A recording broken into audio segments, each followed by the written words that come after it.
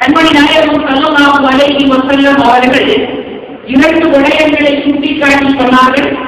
பூமியிலே அவைகள் இரண்டுமே உங்களது வாழ்நாளை அதிகரிக்க செய்யும். பூமியிலே இந்த காலங்கள் காலங்களுக்கு எல்லோரும் ஆசைப்படுவார். கண்மணி நாயகம் ஸல்லல்லாஹு அலைஹி வஸல்லம் சொன்னார்கள், அஸ்ஸலாத்து வஸ்ஸலாம், தர்மமும் குடும்பத்தை சேர்ந்தல் என்பது உங்களது வாழ்நாளை அதிகரிக்க செய்யும். பூமியிலே உங்களது வாழ்நாளை வணக்க செய்யும். தர்மம் கொடுத்து வாழுங்கள், சதகா செய்து வாழுங்கள், குடும்பத்தை சேர்ந்து நடந்து வாழுங்கள், உங்களது வாழ்நாளை அது அதிகரிக்க செய்யும். பூமியிலே அல்லாஹ் நமக்கு ஒரு ஆயுளை நிர்ணயித்து விட்டார். ஆனால் கூட அல்லாஹ் நிர்ணயித்த சில சமாவான விடயத்தை இன்னொரு தொடர்பு படுத்தியும் அல்லாஹ் நிர்ணயித்து வைத்திருக்கிறார். அதற்கு சமாவும் மொஹல்லம் என்று நாங்கள் அகீதாவுடைய பாடத்திலே படிப்போம். கமாம் என்ற பாடத்தை அகீதாவுடைய உலமாக்கள் குறிக்கும் பொழுது கமாவும் மொஹல்லத்தும் கமாவும் முகரவும் என்று இரண்டு பகுதிகளாக படித்திருக்கிறார்கள். படிக்கிற ஓதுகிற மதரசா மாணவர்களுக்கு அது என்ன என்று தெரியும். வெளியில் உள்ள நமக்கு அது என்ன நாங்கெல்லாம் படிச்சிருக்கிறோம். ஒரு கல்வி கல்வி வசாதி மினல்லாஹி தஆலா நலவு கல்வி எல்லாம் அல்லாஹ் நாட்டத்தில் நடைபெறுகிறது. அப்படிதான் படிச்சிருக்கிறோம். அதான் அல்லாஹ் கல்வி அப்படி நாங்க படிச்சிருக்கிறோம் அப்படின்னு சொல்லலாம். பூமியில அல்லாஹ்வுடைய நல்லடியார்களே, அல்லாஹ் சில ஏற்பாடுகளை இன்னொன்று தொடர்பு படுத்தியாளர்களை வைத்திருக்கிறார். உதாரணத்துக்கு சொல்ல போனால், நீ 50 வருஷ காலங்கள் வாழ்ந்தால் உன்னுடைய உலகத்துடைய ஜீவியம் 50 வருடங்கள். இதே நேரத்தில் நீ தர்மம் கொடுத்து வாழ்ந்தாய் என்றால், உன்னுடைய குடும்பத்தை நீ சேர்ந்து வாழ்ந்தாய் என்றால், இன்னும் ஒரு 10 வருட காலம் உன்னுடைய வாழ்க்கையிலே அபிவிருத்தி ஏற்படும் என்று அல்லாஹ் இன்னொரு அமலோடு அல்லாஹ் தொடர்பு படுத்தி எழுதுகிறான். இதுதான் அல்லாஹ்வும் மொஹல்லாங்கள் என்று சொல்லுவார்கள். எனவே தர்மமும் குடும்பத்தை சேர்ந்து நடப்பதும் இந்த இரண்டுமே உங்களது வாழ்நாளை அதிகரிக்க செய்யும் என்று எங்கள் நாயகம் ஸல்லல்லாஹு அலைஹி வஸல்லம் அவர்கள் கற்றுத் தந்திருக்கிறார்கள். எங்கள் நாயகம் ஸல்லல்லாஹு அலைஹி வஸல்லம் அவர்களுடைய வாழ்விலே சீரழித்தனமான ஒரு பெண்மணிதான் ஃபாத்திமா பின்த் அஸத் ரலியல்லாஹு தஆலா அன்ஹா என்கிற ஒரு ஜீவனார். இந்த ஃபாத்திமா பின்த் அஸத் ரலியல்லாஹு அன்ஹா என்ற பெண்மணி யார்? அவர்களுக்கும் பெண்மணி நாயகத்திற்கும் இடையில் உள்ள தொடர்புகள் என்ன என்பதை பற்றி விரிவாக விளக்குவதாக இருந்தால் இந்த நேரம் போராது. என்றாலும் நம்ம வாழ்க்கைக்கு தேவையான விடயத்தை அந்த பகுதியில் இருந்து நாம் படித்துக் கொள்வோம். 60 வருஷம் வாழ்ந்த ஒரு ஜீவன் தான் ஃபாத்திமா பின்த் அஸத் ரலியல்லாஹு தஆலா அன்ஹா என்கிற ஜீவனாகும். இந்த பெண்மணி நாயகம் ஸல்லல்லாஹு அலைஹி வஸல்லமுடைய அன்பு சாட்சாவாகிய அபூ தாலிபுடைய அன்பு மனைவியாகும். சையதுனா அலி ரலியல்லாஹு தஆலா அவர்கள் பெற்றெடுத்த தாயாகும். அதே போல ஜாஃபர், உம்மு ஹானி இது போன்ற செல்வங்களை பெற்றெடுத்த தாய்தான் ஃபாத்திமா பின்த் அஸத் ரலியல்லாஹு தஆலா அன்ஹா. முஸ்தத்ரக் போன்ற கிரந்தங்களிலே இந்த விஷயம் சொல்லப்பட்டிருக்கிறது. இந்த தாய்க்கு மாத்திரம்தான் அல்லாஹ் உலகத்தில் மிகப்பெரிய ஒரு பாக்கியத்தை கொடுத்தார். சையதுனா அலியும் ஸல்லல்லாஹு அலைஹி வஸல்லம் அலி ரலியல்லாஹு அன்ஹுடைய தாயான இந்த ஃபாத்திமா பின்த் அஸத் ரலியல்லாஹு அன்ஹா அவர்கள் அலி ரலியல்லாஹு அன்ஹு பெற்றெடுத்தது கஅபாவுக்குள் பகுதிக்குள்ளான். தாபில் கஅபா கஅபாவுக்குள்ளாதான் சையதுனா அலி ரலியல்லாஹு அன்ஹு பிறந்தாங்க. இந்த தாய் பெற்றெடுத்த பிள்ளைதான். இந்த தாய் தான் கஅபாவுக்குள்ளாக அந்த தாய்க்கு பிறந்தவங்க நடந்துச்சு. முஸ்தத்ரக் போன்ற கிரந்தங்களிலே இந்த செய்தி பதிவு செய்யப்பட்டிருக்கிறது பார்த்துக் கொள்ளலாம்.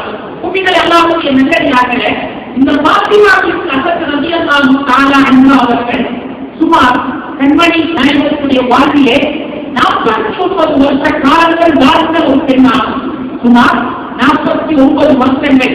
ஹிஜ்ரி 4ஆம் ஆண்டுதான் இந்த தாய் வஃபாத்தானார்கள், மரணமானார்கள். இவர்கள் இரண்டாம் பக்ரீதுல் வருஷம் என்று வர்ணிக்கப்படுகின்ற அந்த மதீனா மையவாடியிலே தலைவாசலின் வலது பக்கமாக அந்த தாய் நல்லடக்கம் செய்யப்பட்டிருக்கிறார்கள். இந்த தாய்க்கு கண்மணி நாயகம் ஸல்லல்லாஹு அலைஹி வஸல்லம் அவர்கள் தொழுவித்ததை போல வேறு எந்த ஜனாதாவையும் தொழுவித்ததில்லை. இந்த தாய்க்கு கண்மணி நாயகம் கபர் செய்தது போல எந்த ஒரு ஜனாதாவுக்கும் கபர் செய்யவில்லை. இந்த தாயை நல்லடக்கம் செய்தது போல எங்கள் கண்மணி நாயகம் ஸல்லல்லாஹு அலைஹி வஸல்லம் அவர்கள் தன்னுடைய பிள்ளைகளை கூட அவர்கள் நல்லடக்கம் செய்யவில்லை. அந்த அளவுக்கு கண்ணியப்படுத்தினார்கள். ஒரு நாள் பெண்மணி நாயகம் ஸல்லல்லாஹு அலைஹி வஸல்லம் அவர்களுக்கு 57 வயசாக இருக்கும் சமயத்தில் தான் இந்த ஃபாத்திமா பின்த் அஸ்அத் ரலியல்லாஹு தஆலா அவர்கள் மதீனாவிலே காலமானார்கள். இந்த ஃபாத்திமா பின்த் அஸ்அத் ரலியல்லாஹு தஆலா அவர்கள் ஒரு நாள் பெண்மணி நாயகம் ஸல்லல்லாஹு அலைஹி வஸல்லம் அவர்களை பார்ப்பதற்காக வந்தார்கள். அந்த தாயை பார்த்து சொன்னார்கள், என்ன நாயகம் அவங்க என் அருமை தாயை உண்மையை சொன்னாங்க. என்ன பெற்ற தாயை நான் தாயும் சமமாகவே உங்களை நான் பார்க்கிறேன். என்னுடைய தாயுடைய பார்வையை நான் உங்கள் மீது பட செய்கிறேன். ஏனென்றால் இந்த நாயகம் ஸல்லல்லாஹு அலைஹி வஸல்லம் அவங்க அந்த தாயத்துக்கு போற சமயத்தில் அவங்களுக்கு 8 வயசு. இந்த ரசூலுல்லாஹ்வுக்கு 8 வயசுதான் ஃபாத்திமா பின்த் அஸ்அத் ரலியல்லாஹு தஆலா அவர்கள் அடைக்கலமாக பொழுது நான் பெற்ற பிள்ளைகளை பார்த்திலும் முஹம்மது ஸல்லல்லாஹு அலைஹி வஸல்லம் அவர்களை மேம்படுத்தி அந்த தாய் கண்ணியப்படுத்தினார்கள். உணவிலும் தான் உபசரிப்பிலும் தான் எல்லா விடயத்திலும் அந்த தாய் எந்த பெண்மணி நாயகத்தையே உட்படுத்தியதாக நாங்கள் வரலாற்றிலே படிக்கிறோம். தாய்க்கு சமமாக பெண்மணி நாயகம் ஸல்லல்லாஹு அலைஹி வஸல்லம் அவர்கள் அந்த தாயின் பாசம் காட்டினார்கள், இரக்கம் காட்டினார்கள். ஒரு நாள் நாயகம் ஸல்லல்லாஹு அலைஹி வஸல்லம் சொன்னார்கள், இன்னன்னாஸ யுஹ்ஷரூன யௌமல் கியாமத்தி உராத்தன். நாளை கியாமத் நாளையில மனிதர்கள் எல்லாரும் நிர்வாண கோலத்தில் தான் வேறுபாட்டப்படுவாங்க. அவர் பூமியில பெற்றெடுக்கப்பட்டது போல தாயுடைய கருவறையில் இருந்து நாம் எப்படி ஆடையின்றி நிர்வாண கோலத்தில் நாம் வந்தோமோ அது போலதான் பூமிகளை நாளை கியாமத் நாளையும் நானும் நீங்களும் கபர்களில் வெளிப்பாட்டப்பட இருக்கிறோம். நிர்வாண கோலத்தில் தான் நாங்கள் அங்கே எதிர்பார்க்கப்படும் அப்படின்னு சொன்ன உடனே அந்த தாய் சொன்னாங்க, ஆமா அப்படி வந்தால் அது வெட்கமாக மாறிவிடுது, அப்படி என்றால் அது எதற்கு வெட்கமாக மாறிவிடுது அப்படின்னு சொல்லி அந்த தாய் மாறிவிட்டார்கள். பெண்மணி நாயகம் ஸல்லல்லாஹு அலைஹி வஸல்லம் அவர்கள் சொன்னார்கள், தாயை பார்த்து வஹின்னி அஸ்அலுல்லாஹ அன் யப்அஸகி காஃபியா. தாயே, நான் அல்லாஹ்விடத்தில் உங்களுக்காக கேட்டிருக்கிறேன், உங்களை கபரிலிருந்து எழுப்பாற்ற சமயத்தில அல்லாஹ் உங்களை ஆடை அணிவிக்கப்பட்ட நிலையில மானம் மறைக்கப்பட்ட நிலையில நீங்கள் எழுப்பாற்றப்படல் என்று நான் அல்லாஹ்விடத்திலே கேட்டிருக்கிறேன் என்று சொன்னார்கள். அந்த தாய்க்கு உபகாரத்தை பற்றி பூமிகள் அல்லாஹ்வுடைய நல்லடியார்களே, 8 வயசிலிருந்து எங்க கண்மணி நாயகத்துடைய 57 வயசு வரைக்குங்க எனக்கால அரை நூற்றாண்டு காலம், எனக்கால அரை நூற்றாண்டு காலம் 49 வருஷ காலங்கள் தனக்கு உபகாரம் செய்த அந்த தாய் கண்மணி நாயகம் மதீனாவில் இருக்கின்ற சமயத்தில் அலி ரலியல்லாஹு தஆலா ஓடோடு வருகிறார்கள். வந்து சொல்லுகிறார்கள், இந்த உண்மையை மாற்றம் என்னுடைய தாய் மரணமாக இருக்கிறார்கள் என்று. உடனே இந்த நாயகம் ஸல்லல்லாஹு அலைஹி வஸல்லம் அவர்கள் வீட்டில் இருந்த தன்னுடைய ஒரு ஆடை கமீஸ் என்ற ஒரு ஆடையையும் தான் அணிவித்த தலைப்பாகையும் இரண்டையும் எடுத்து கொடுத்தார்கள். அலி ரலியல்லாஹு கையிலே இதை எடுத்துக்கோ என்று சொன்னார்கள். இந்த இரண்டையும் எடுத்துக்கோ என்று சொன்னார்கள். அலி ரலியல்லாஹு விஷயம் புரியவில்லை. ரசூலுல்லாஹ்வுடைய ஒரு ஆடையும் அவர்கள் அணிவித்த ஒரு தலைப்பாகையும் அவருடைய கையிலே கொடுக்கப்பட்டது. இதற்கை எடுத்துக்கொண்டு அலி ரலியல்லாஹு தன்னுடைய வீட்டிற்கு வருகிறார். ஏன்னா அலி ரலியல்லாஹு தன்னுடைய வீட்டிற்கால் தன்னுடைய தாயை வைத்து பராமரித்தார்கள். உலகத்தில் அதாவது நல்லடியாக பெற்றவர்கள் அடைக்கலம் என்று சொல்லும் பொழுது அவங்க பெற்றெடுத்து ஆம்பளை பிள்ளைகள் தான், ஆம்பளை பிள்ளைகள் தான், அவங்கதான் அம்மாவாக பார்க்கணும். இந்த காலத்தில் அப்படியே இல்லையே, அதுக்கு ஒரு மழை வச்சுக்கல அதுல பொறுத்த லோகா அம்மா சேர்த்து விட்டாச்சு. தங்கத்தினால்தான் நீங்க கட்டில செஞ்சு அம்மாவுக்கு கொடுத்தாரு, உங்க வாப்பாவுக்கு தங்கத்தினால பொட்டில் கட்டி கொடுத்தாலும் அம்மாவுடைய நல்லடியார்கள அவர் சுமத்த சுமத்தி நீங்க செஞ்ச சேவை இல்லாமமா அவங்களுக்கு மகன் கலாமகளின் சுமைக்கு மேலா சுமையை சுமந்தல்லவா உன்னை பெற்றெடுத்தான் சுமந்தான் இதெல்லாம் சொல்கிறான். பெற்றெடுக்கிற சமயத்திலே வாங்கோ தாவோ என்ற கட்டத்தில் அல்லவா உன்னை பெற்றெடுக்கிறான். அப்படிப்பட்ட அந்த ஜீவனை நானும் நீங்களும் பாதுகாக்கிற நிலைமையை கொஞ்சம் சிந்திக்கணும் அல்லவா? உதாரணத்துக்கு சிந்திப்பதற்கான சொல்றேன். அல்லாவுடைய நல்லடியார்களே, அரசாங்கத்தில் வேலை பார்த்து ஒரு 50-60 வயசான உடனே அவங்களுக்கு கொடுப்பாங்க பென்ஷன் ஒன்று கொடுப்பாங்க இல்லையா? பென்ஷன் ஓய்வூதியம். ஓய்வூதியம் சொன்னா உங்களோட செயல் போதும் மறுக்க நீ இங்கே மறுக்க பயன்படுத்த தேவையில்லை. நீங்க உட்கார்ந்து பண்ணுவோம் உங்களுக்கு மாதம் மாதம் சம்பளம் தருகிறோம், ஓய்வூதியம், பென்ஷன். இந்த பென்ஷன் என்று சொல்லு கூட கொஞ்சம் ஆழமா சிந்தித்து பார்த்தா, உங்களை நீங்க பெற்ற உங்களோட பெண்ணு உங்களோட கண்ணும் பார்க்கல, உங்களை பிள்ளையும் பார்க்கல, அவங்கள பிள்ளையும் பார்க்கல, பெண்ணும் பார்க்கல, கண்ணும் பார்க்கல. அதனால நாங்க அவங்களுக்கு பென்ஷன் சொல்லி நாங்க அனுப்புறோம் அப்படின்னு சொல்றோம். ஏன்னா அவங்களுக்கு உங்களோட பெண்ணும் பார்க்க மாட்டேங்குது, கண்ணும் பார்க்க மாட்டேங்குது. அதனால பென்ஷன் அவங்களுக்கு நாங்க தரோம் அப்படின்னு சொல்லி அப்படி பார்க்கையில தான் சொல்றாங்க.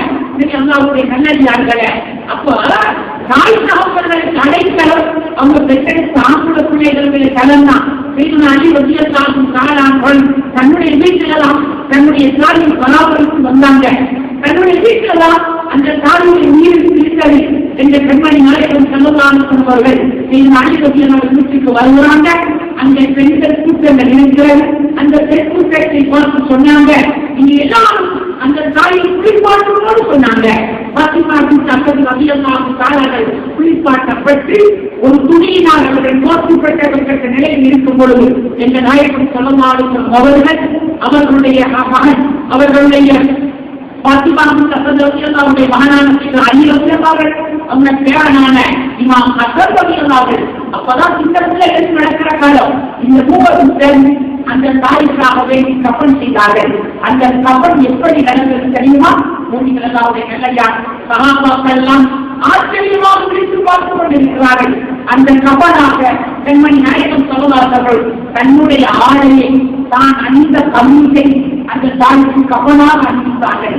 அதே நேரத்தில் தான் அணிந்த தலைப்பாகையை அந்த ஜனாதாவுக்கு போர்வையாக இந்த நாயகம் கப்பன் மூடினார்கள். அந்த தாய்க்கு தன்னுடைய ஆடை கப்பனாகவும் தன்னுடைய தலைப்பாகையை அந்த தாய்க்கு போர்வையாக மூடப்பட்டது. ஜனாதா சுமந்து வரப்பட்டது. மஸ்ஜித் நபரில் வைத்து எங்கள் கண்மணி நாயகம் சொல்லிவிட்டார்கள். நாங்கள் நீங்க அல்லாவுடைய நல்லடியார்கள 4 கருத்தான் சொல்றோம், 4 கருத்தான் சொல்றோம். ஆனால் கண்மணி நாயகம் சொல்லுவார்கள் அந்த தாயுடைய கொள்கைக்காக 40 தஸ்பீர்கள் சொன்னார்கள். 40 தஸ்பீர்கள் சொன்னார்கள். ஒவ்வொரு தஸ்பீரும் வித்தியாசமானதாக இருந்தது. பின்னால் கேட்கப்பட்டது, யாரும் சொல்லலாம் நீங்க காரணம் 40 தஸ்பீர் சொன்னீர்கள், என்ன காரணம் சொல்லி நான் திருப்பி பார்த்தேன். இந்த தாயுடைய ஜனாதா கொள்கைக்காக அல்லாஹ்வுடைய மலக்கள் 40 தப்புகளிலே வந்திருப்பதை பார்த்தேன். அதனால்தான் ஒவ்வொரு தப்புக்கும் நான் ஒவ்வொரு தஸ்பீராக அந்த மலர்ச்சிகளை தெரியப்படுத்துவதற்காக நான் 40 தஸ்பீர்கள் சொன்னேன் என்று சொன்னார்கள். பெண்மணி நாயகம் ஸல்லல்லாஹு அலைஹி வஸல்லம் அவர்கள். இவ்வாறு அந்த தாய் கொள்கைக்கப்பட்டு அப்படியே ஜன்னத்தின் பகுதி மையவாடி நல்லறத்துக்காக செல்லப்பட்டது. பொதுவாக கபறுகள் தோண்டப்படுகிற சமயத்தில் நேர தோண்டி அது உள்பகுதியில் நகர்கள் சொல்லுவாங்க, உள்ளத்துக்கு சொல்லுவாங்க. அப்படிதான் கபறு தோண்டப்படுவதற்கு ஏற்றமான முறை. நாங்க எங்க ஊர்ல எல்லாம் உள்ள புள்ளி அப்படியெல்லாம் போடுவது கிடையாது. நேர தோண்டி 4 மூலைக்கு கொட்டி அடிச்சு அதுக்கு ஜனாதா வச்சு நாங்க நல்லடக்கம் செய்து விடுவோம். ஆனா ஏற்றமான முறை உள்ளே தோண்டி நேராக தோண்டி உள்பகுதியில முன்னாலேயோ அது பின்னாலேயோ தொடங்கி நகர்கள் சொல்லுவாங்க. அதுக்கு புள்ள புள்ளி எங்களோட பாசியில கொடுத்தா லாட்சி அப்படின்னு சொல்லுவாங்க. லாட்சி மாதிரி ஒன்று அதுலதான் ஜனாதா வைக்கப்படணும். லாட்சி வைங்க சொல்லி ஒருத்தன் கேட்டுக்கு போயிட்டு ஒருத்தர் குட்டியாவத்த பள்ளிவாசல்ல போயிட்டு கபரு தோண்டாரா பார்த்து கபருல லாட்சி ஒன்று வைங்கன்னு சொன்ன உடனே ஒருத்தர் நேரவாரத்துக்கு பேசிக்கலாம். அம்மாவுடைய நல்ல இதெல்லாம் தேவைப்படாத லாட்சின்னு சொன்னா அடியாத உள்போங்க கொஞ்சம் கொடைச்சி வைக்கிறது. அதான் அதுக்குள்ள ஜனாதா வச்சு வெளிப்போங்க கல்ல வச்சு எடுத்துவாங்க, மண்ணை போட்டு மூடுவாங்க. மக்கா மதீனாவுக்கு போனவங்களுக்கு தெரியும். மதிப்புறாவில் அந்த ஜனாதாவுக்கு நல்லடக்கம் செய்யப்படுற நேரத்தில் நீங்க பார்த்துருக்கலாம்.